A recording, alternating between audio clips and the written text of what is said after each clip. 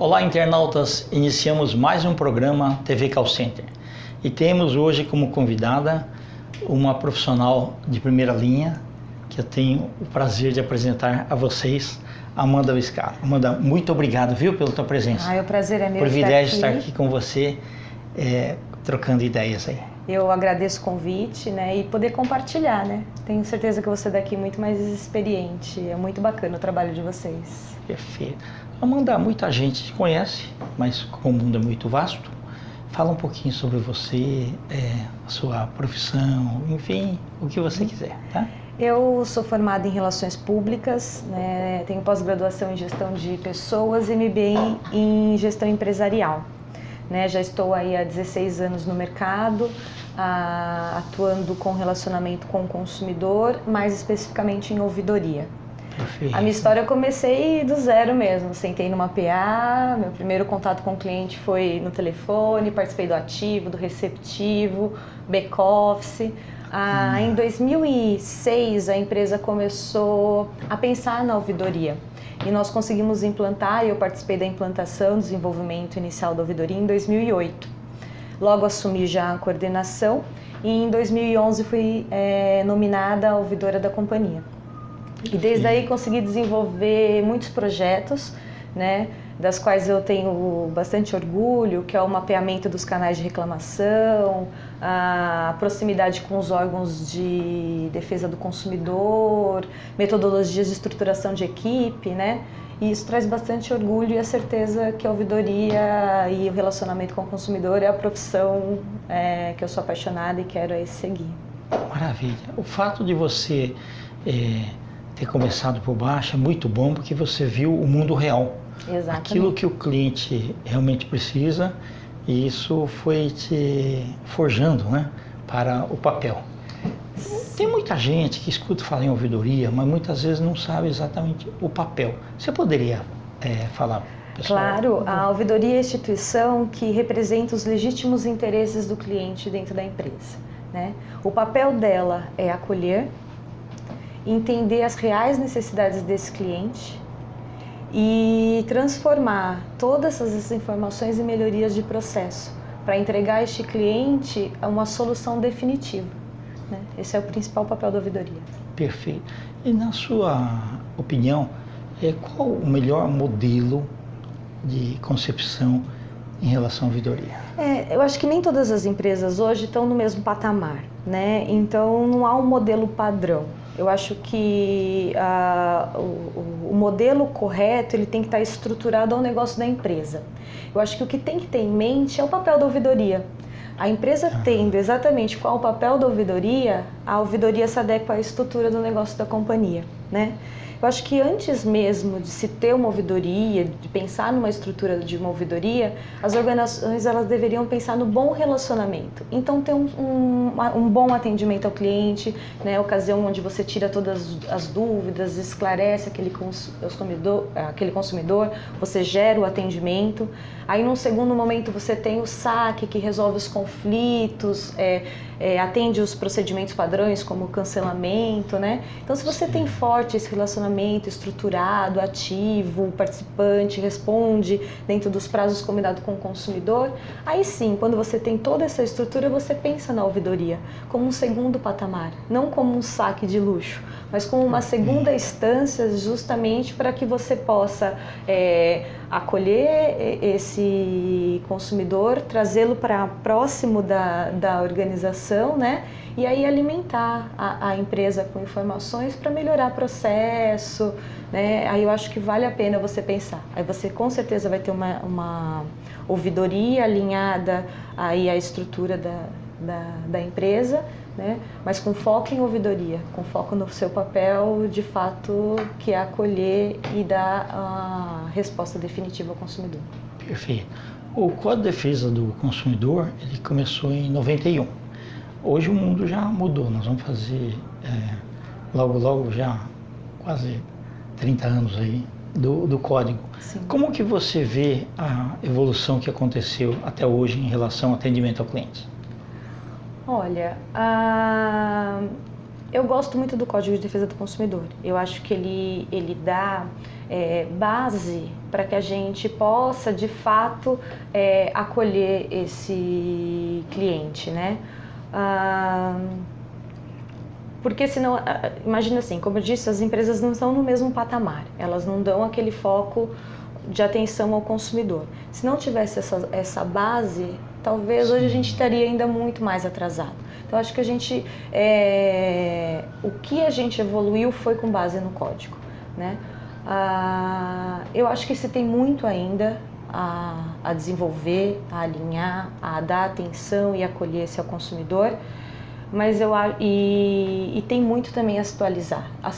Já se atualizou um pouco na questão do atendimento online, das questões de internet, mas a gente ainda tem que focar e se aproximar aos órgãos de defesa do consumidor para que juntos, eu acho que a 4 mãos, a gente possa aí desenvolver trabalhos de melhoria de todas as esferas. Ok, então na verdade é assim, é aquele processo do engatinhar, andar e correr. Sim. E tem que ser sempre melhoria contínua. Exato. O meu foco é melhoria contínua. Senão não faz sentido, né? Exatamente. Se acolher se você não transformar. Sem transformação, tudo vai continuar como está e esse não é o objetivo. Né? Perfeito. Aí a ouvidoria se torna, de fato, uma instituição luxuosa, um saque de luxo. Não algo que agregue e traga resultado para a companhia. Tá bom. Amanda, numa organização, onde que a ouvidoria deve ser inserida? Ela tem que estar alinhada diretamente à cultura organizacional. Ela tem que estar dentro do propósito da companhia. Senão não tem como você... Condição, valores e tudo. Exatamente. Né? Ela tem que estar aberta a receber essa demanda, né, que não foi solucionada nos canais convencionais, né, e traduzir todas essas informações como resposta para esse consumidor, né? Seja ela positiva ou negativa. O importante é que ele saia devidamente esclarecido. E uma ouvidoria bem estruturada, alinhada à cultura organizacional, ela se torna um foco de credibilidade. Ela passa a ser referência, ela passa a participar da criação dos produtos, até na concepção dos programas de marketing destinados aos consumidores. Então tudo passa pela ouvidoria, porque a gente vai criando essa credibilidade, né? Uma boa ouvidoria, ela conhece quais os canais de reclamação. Por exemplo, na empresa nós tínhamos 27 canais de reclamação mapeado. Então, cada um deles tem o perfil correto de atendimento, o perfil do consumidor, a forma que ele deve ser atendido, que ele deve ser respondido, né? A ouvidoria ela também proporciona uma parceria e o fortalecimento de parcerias. Então todas as áreas, todos os parceiros, os fornecedores, eles acabam falando uma mesma linguagem com o consumidor. Ela também gera a interdependência das áreas, que é todas as áreas, embora distintas, mas unidas em prol à melhoria de processo. Ela faz com que os colaboradores sejam agentes transformadores, né? Onde trabalham continuamente em busca da melhoria. Embora muitos colaboradores não saibam, por exemplo, as pessoas da área financeira às vezes, mas eu não trabalho no atendimento ao cliente, então eu não estou nessa busca. Muito pelo contrário, todas as ações da empresa são destinadas à melhoria dos produtos e processos, exatamente, né? Então assim, eles estão lá, o financeiro em busca constante dos melhores formas de pagamento, das condições, menor prazo para... A logística também. Exatamente, tudo é em prol ao consumidor. Muitas vezes eles não sabem. Então, eu também acho que o papel da ouvidoria é dizer, olha, todo mundo é um agente transformador, todo mundo está trabalhando em prol desse cliente. E, sem dúvida, com tudo isso, a ouvidoria proporciona à empresa, eu acho que é uma fonte de transformação. Então ela se torna uma referência, ela ajuda a empresa a se tornar uma referência no que tange satisfação do consumidor, excelência de produto, de atendimento. Perfeito. Eu estou me recordando aí que antes da internet a gente tinha aquela pessoa que mandava uma carta, muitas vezes escrita à mão, e tinha um prazo para responder. Com o advento da internet e já assim, cliente 2.0, agora 3.0, 4.0, ele é um pouquinho o pavio mais curto. Então, como que é a absorção das informações? Porque tem muita gente que escreve bravo, raivoso lá, tá? Então, na ouvidoria, você tem que decodificar aquilo e não pode responder à altura. Você tem que ter todas as respostas, mas numa linguagem branda, é isso? Sim. Eu acho que para a gente entender isso, foi muito importante o mapeamento dos canais de atendimento, né? Com o perfil daquele consumidor que procura sites de reclamação, que vá a um poder judiciário, né? A gente tenta entender por que ele não recorreu à empresa, ou que ele está recorrendo à empresa com tanta agressividade. Aonde a gente proporcionou aquilo para ele, né? Então eu acho que a forma que a gente acolhe, que a gente escuta, que a gente torna ele um ser único, né? Olha, eu estou prestando atenção em você, a gente ameniza isso. E a gente consegue colher informações e transformar toda aquela raiva em uma resposta adequada e esclarecedora para que ele possa permanecer fiel aí à empresa e satisfeito com o posicionamento, né? Tá bom. Amanda, como que você vê assim, uma ouvidoria realmente efetiva, tá? Que ganhe o respeito do comitê executivo? Olha, a ouvidoria, ela tem que ter ligação direta com o comitê executivo, com a alta administração, ter que ser ligada, se possível, ao presidente da companhia, porque a gente não recebe só demanda simples, né? Tem muita complexidade, a gente recebe denúncias, muitas vezes de fraude, assédio, e para trabalhar com toda a imparcialidade e isenção necessária, a gente tem que ter apoio e poder de atuação livre nas áreas, né? Então é essencial que as ouvidorias elas devam estar dentro da empresa, atuando com ligação direta a essa auto-administração. E tem mais, eu acho que a ouvidoria é uma excelente fonte de transformação e inovação. Então, ela tem que estar ligada ao planejamento estratégico. A participação, essa alimentação que a gente traz, ela tendo alinhada, fica muito mais forte, né, o planejamento estratégico. A gente leva as reais necessidades, né, do que é o melhor produto para esse cliente, do que é a melhor forma de se relacionar, a melhor forma de vender, porque ele já passou para a gente quais as expectativas dele, né? Então, a gente consegue trazer isso e ajudar certamente para um bom planejamento estratégico. Ok, porque é um termômetro do mundo real. Exatamente. Aquilo pode trazer grandes benefícios, mas ele pode afetar a imagem da empresa também. Por isso que ele tem que ser bom. Sim, sem dúvida. Você pode citar alguns exemplos? Eu gostaria que você falasse um pouco assim do papel do colaborador em determinadas situações que você considera enaltecedoras. Hein? Nós tivemos um projeto que a gente envolveu todos os colaboradores da empresa, chamava Profissional Ouro. Nós queríamos identificar... Bonito nome. Nós queríamos identificar quais foram os profissionais que tinham, de certa forma, alguma história, algum case de sucesso com o cliente. Porque é difícil você identificar aonde surgiu as boas ideias. Exato, né? verdade. Então, como a empresa era grande, nós queríamos que os colaboradores pudessem nos contar o que eles estavam fazendo também, né? Porque às vezes no dia a dia a gente não conseguia ter essa percepção. E aí nós criamos essa premiação que tinha o objetivo do reconhecimento dessas melhores histórias. Aí, com a ajuda do departamento de RH, a gente divulgou para toda a empresa o prêmio. Então, foi aberto para todas as áreas, qualquer colaborador poderia se inscrever, contando a sua história de um bom atendimento que ele prestou ao consumidor, ou algum projeto que ele elaborou, alguma coisa que ele participou, que de fato teve a diferença para os consumidores. Aí, nisso, ele se inscreveu no RH e os processos foram todos passados para mim. Eu ocultei o nome e as áreas para manter a imparcialidade, né, bacana, de credibilidade. Isso é bom. Fiz dossiês com todos e entreguei ao comitê executivo. Então, entreguei para todos os gerentes, superintendentes, diretores e ao presidente da empresa. Sem os nomes também? Sem os nomes, para que eles pudessem escolher 3. Okay. Aquilo foi tão enriquecedor, assim, eu acho que eles não esperavam tanta qualidade, que eles pediram uma reunião para decidir em conjunto, que eles se sentiram... Não, a gente precisa conversar, como assim eu vou decidir por 3? Tudo é muito bom, né? Então aí eu também promovi uma reunião, a gente debateu em conjunto, eu mantive a imparcialidade, continuei conduzindo, porque alguns processos eu participei diretamente, então conheci as pessoas, né? E aí foi decidido e elegemos os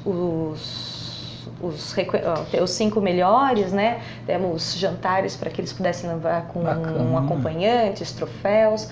Mas como era tudo muito enriquecedor, ainda a gente fez um pós-evento, que foi um café da manhã com o presidente, onde todo mundo que se inscreveu pôde contar, compartilhar, de onde surgiu a ideia, por que ele fez aquilo, por que ele teve aquele insight, né?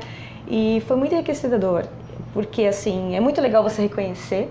Exato. Fez muito bem para a empresa, porque ali no dia seguinte as redes sociais estavam bombando, os funcionários falando bem da empresa, estavam felizes por ter participado, mesmo aqueles que não ganharam, sabe? Só de ter um certificado de participação, foi muito bacana, né? Então repercutiu muito mais, uma ação super simples. Às vezes a gente acha que tecnologia, dinheiro vai resolver, não, a gente, né, foi muito simples a ação e teve uma repercussão que foi muito legal. Eu já saí do evento assim, quando vai ser o próximo? Ano que vem vai ter de novo, né? Eu acho que foi muito bacana. Não, isso é muito bom, é enaltecedor, vira um momento único.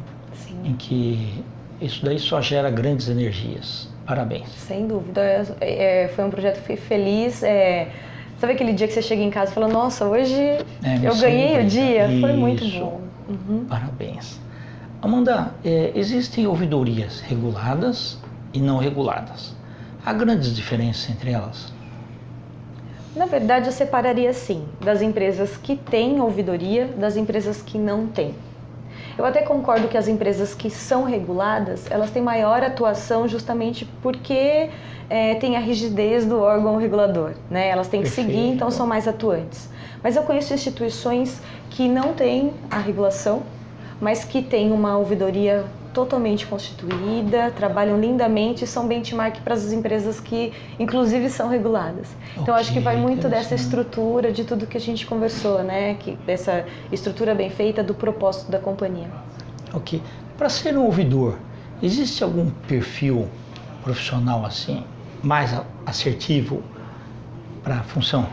Existe. Eu acho que toda profissão você tem lá um currículo acadêmico que tem que ser levado em conta. Mas eu acho que para um profissional de auditoria, de relacionamento, o foco é gostar de se relacionar.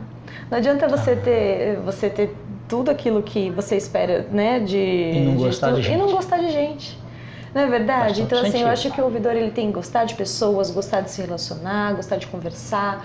Ele tem que ter o mínimo de empatia para entender que cada pessoa tem uma necessidade diferente, né? A minha equipe, por exemplo, era até bonito de ver eles falando com o consumidor. A gente tinha levava carinho para a conversa, levava respeito, era de forma muito educativa, muito didática que a gente lidava com o cliente, né? E era bonito ver como isso passava, como era uma cultura da área. Sim. Quando os novos colaboradores chegavam, isso acabavam fazendo parte. Quando menos você esperava, todo mundo já estava falando dessa forma com o cliente, né? Você vê, eu tinha até menor aprendiz dentro da área que, embora ele não falasse diretamente com o consumidor, não era uma atividade dele, mas quando ele tinha que resolver alguma coisa, ele ligava para uma área ou ele recebia alguma coisa, ele tratava até essas pessoas de forma diferente, né? Então, eu acho que muito mais do que um perfil acadêmico é a forma que a pessoa está disposta a se relacionar e a se comunicar. Ok. Uma última pergunta. Como divulgar a ouvidoria aos consumidores? Nossa, eu acredito que a ouvidoria ela deve ser divulgada para todo mundo de forma clara e objetiva em todos os canais que a empresa possa se relacionar com o consumidor. Posso dar um exemplo? Semana passada eu fiz a compra de um produto pela internet, chegou perfeitamente, a compra foi certinha. Quando eu recebi o produto eu vi que a voltagem estava errada. Mesmo eu adorando a empresa, seguindo elas nas redes sociais, tudo, eu tive dificuldade em localizar o número do atendimento para que eu pudesse dizer. Né? Então, aí depois eu falei, nossa, eu tive dificuldade de localizar o saque, imagine o número da ouvidoria. Aí foi mais difícil, eu perdi muito tempo, né? Então eu acho que quando você compra, você espera essa segurança de ter esse vínculo também com a empresa, né? Quanto mais próximo a gente estiver desse consumidor, quanto mais a gente abrir as portas, mais fidelidade, mais resultados e mais credibilidade a empresa vai ter. Né? Bom. Acho que Você quer deixar uma mensagem para os nossos internautas e também seus contatos, se possível? Eu agradeço, gostei muito de estar aqui, poder compartilhar um pouquinho da minha história, do que eu acredito. Eu estou no LinkedIn como Amanda Biscaro, pode me adicionar, compartilhar, me mandar mensagem, né? E porque eu sou muito entusiasmada com o assunto, estou aqui aberta, igual eu brinquei antes da gente começar, embora eu seja ouvidora, eu falo bastante também, eu tenho, né, a gente brinca, mas eu estou aí à disposição e à TV Call Center e a todos que nos assistiram. Perfeito. Quer deixar algum contato, LinkedIn? Ou eu estou no LinkedIn como Amanda Biscaro. Tá bom, Isso. Perfeito. Tá bom. Amanda, muito obrigado, viu? Eu que agradeço. Feliz da empresa que tem você. Muito obrigada. Tá? Muito obrigado. Eu que agradeço. Você vai levar um livro da minha autoria, tá? Que é o Alice no Mundo das Comunicações, tá? Eu vou te autografar daqui a pouco. Que muito legal. Nós estamos finalizando o TV Call Center. Também tem uma outra lembrancinha aqui do programa. Que legal.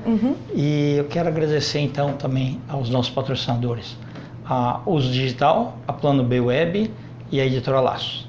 Um grande abraço e até a próxima.